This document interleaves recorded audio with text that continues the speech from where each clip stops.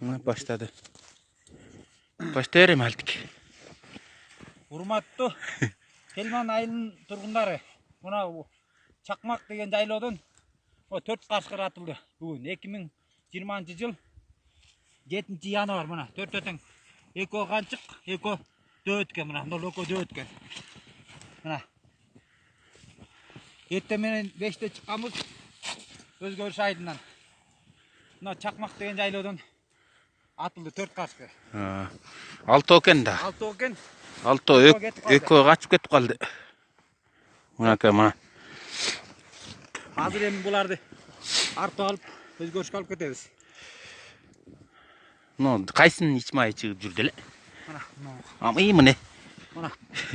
Себиздерин карагыла, кашкырдын. Карачы. Ич майларын. Жалаң жылкы жеген эмелер. Мына экөө канчык экен? Экөө дөт.